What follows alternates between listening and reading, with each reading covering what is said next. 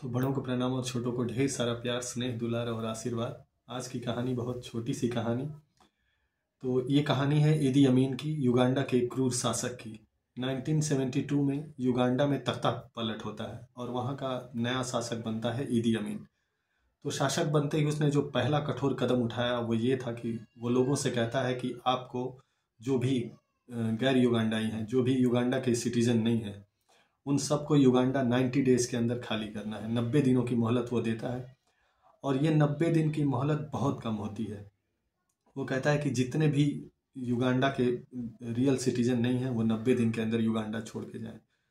बात केवल देश छोड़ने की नहीं थी, बात थी कि पीढ़ियों से कोई वहाँ सेटल था, पीढ़ियों से कोई वहाँ मकान बना रखा था, सारी जमा पूंजी वहाँ पे थी। और ऐसे में केवल एक 90 दिन का वक्त बहुत ही कम वक्त होता है।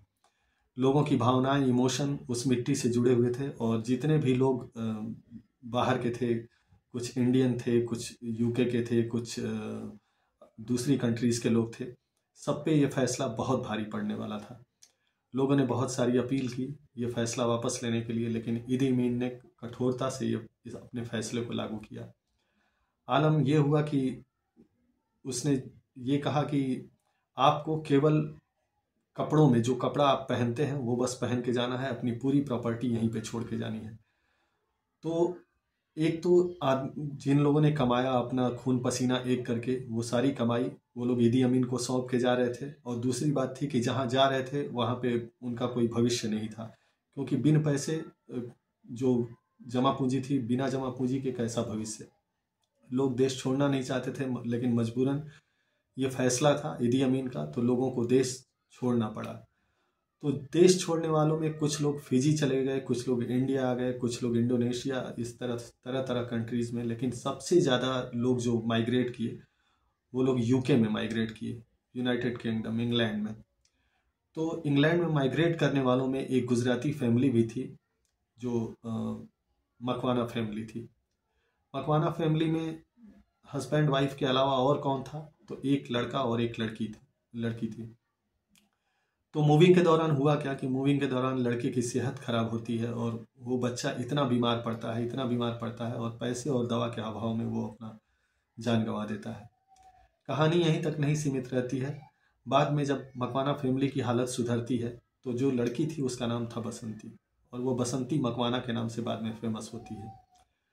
अब कुछ दिनों बाद क्या होता है कि कुछ दिनों बाद एक दिन ऐसा भी आता है कि जब इसका तख्ता पलट होता है इदी अमीन का।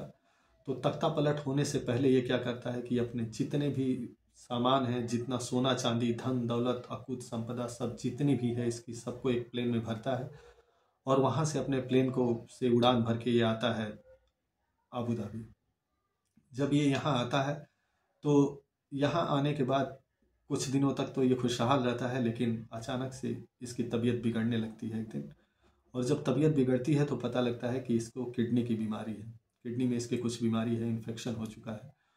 तो जब डॉक्टर को तलाश किया जाता है कि कौन सा डॉक्टर इसका इलाज कर सकता है, तो पता चलता है कि एक यूके की डॉक्टर है, वही बसंती मकवाना, जो कि अब डॉक्टर बन चुकी है एमबीबीएस करके। तो लोग कहते हैं कि वही एक ऐसी सर्जन है जो आपका इलाज कर सकती है, बाकी दुनिया में और कोई आपका इलाज नहीं कर सकता। बसंती मकवाना को बुलाया जाता है, इसके पास धन दौलत पैसे की कोई कमी थी नहीं, तो इसको फ्लाइट से बसंती मकवाना को बुलाया जाता है। बसंती मकवाना आती है, इसका इलाज, जद्दा की फ़्लाइट पकड़ करके वो आती हैं और इसका इलाज किया जाता है। इलाज वो पूरे धैर्य के साथ करती हैं और इसको इदी अमीन को वो बचा लेती हैं। इदी अमीन जब बच जाता है तो ये बसंती मकवाना से बोलता है कि आप बोलिए आपको कितनी धन दौलत चाहिए, मैं आपको उतनी देने को तैयार हूँ। बसंती मकवाना कहती हैं कि नहीं, मुझे धन दौलत नहीं चाहिए। वो फिर से कहता है कि मैं फिर से पूछ रहा हूँ आपको कितनी दौलत चाहिए, आप जितनी कहें उतना देने को तैयार हूँ। वो कहती हैं कि नहीं, धन दौलत से बढ़ के तो तुमने मेरा ले लिया, मेरा एक भाई था वो तुमने मुझसे छीन लिया, तुमने कितने लोगों के खून से अपने हाथ को रंगा है, तो ये जो तुम्हारी धन दौलत है ये कितनों के खून से सनी हुई है, तो इसको मैं स्वीकार नहीं कर सकती।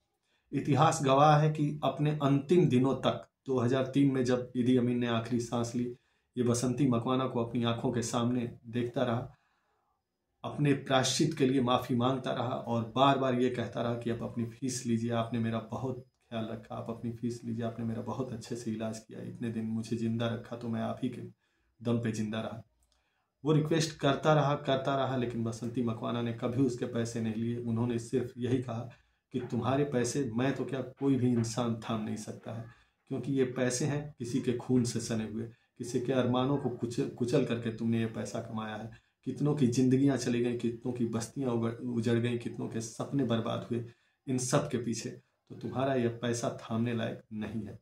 तो ये कहानी हमें क्या शिक्षा देती है? ये कहानी हमें शिक्षा देती है कि अगर हम पाप से धन दौलत को इकट्ठा करें तो कितना हो प्रायश्चित कर लें, पश्चाताप कर लें, हमारा पाप धुलने वाला नहीं है। उम्मीद करता हूँ ये कहानी आपको पसंद आई होगी। थैंक यू दोस्तों, अ लॉट ऑफ थैंक्स।